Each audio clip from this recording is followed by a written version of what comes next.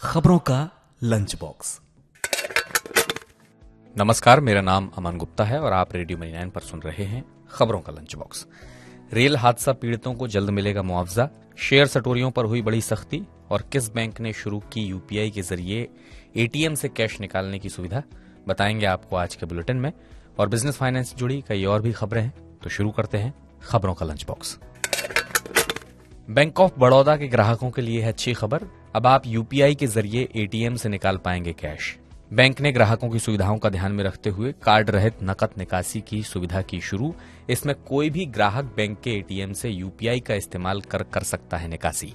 ग्राहक एटीएम पर दिखने वाले क्यूआर कोड के जरिए निकाल पाएंगे पैसा। बीओबी ने बयान में कहा कि वो यूपीआई के जरिए एटीएम से कैश विड्रॉल की सुविधा देने वाला सार्वजनिक क्षेत्र का पहला बैंक है।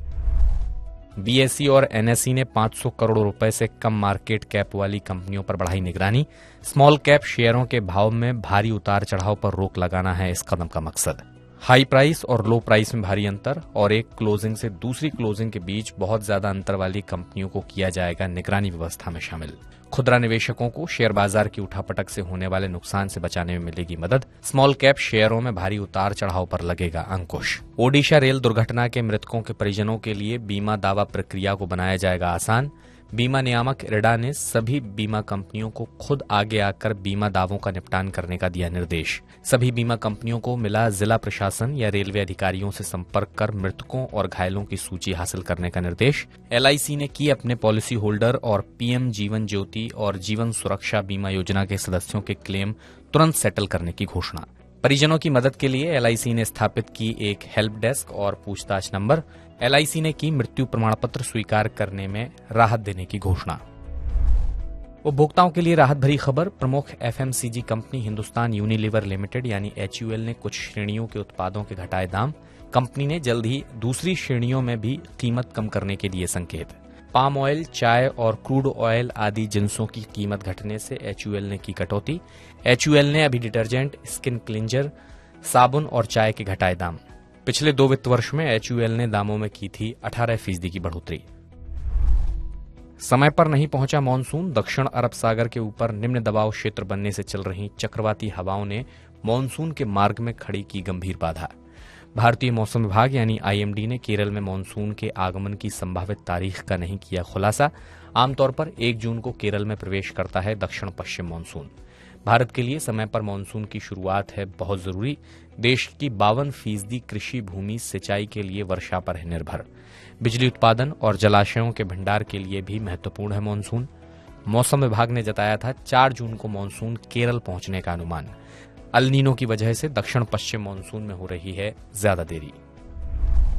तुअर और उड़द दाल की बढ़ती कीमतों को रोकने के लिए सरकार ने उठाया बड़ा कदम। 31 अक्टूबर तक तुअर और उड़द दाल पर जारी रहेगी स्टॉक लिमिट। 30 दिन से ज्यादा का स्टॉक नहीं खरीद सकेंगे आयातक। जमाखोरी और अटकलों को रोकने के लिए थोक विक्रेताओं, खुदरा विक्रेताओं, मिलर्स और आयातकों पर लागू होगी स्टॉक लिमिट। अखिल भारतीय स्तर पर तुअर का खुदरा भाव 2 जून को 19% बढ़कर हुआ 122 रुपए प्रति किलोग्राम।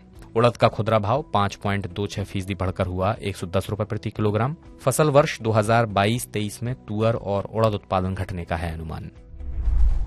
सऊदी अरब के तेल उत्पादन में कटौती के फैसले से कच्चे तेल की कीमतों में थम सकती है गिरावट। इससे भारत में ईंधन की कीमत समीक्षा में होगी और देरी।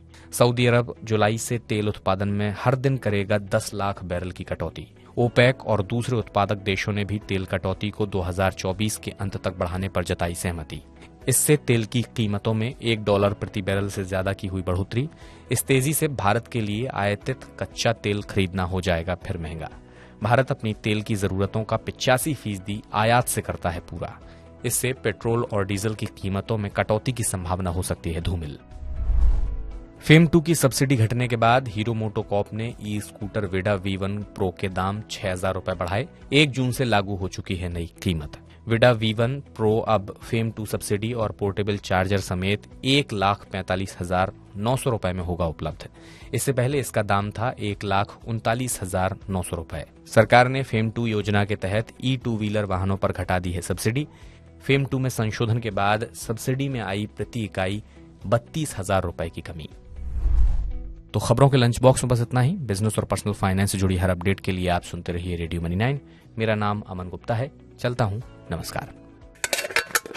खबरों का लंच बॉक्स।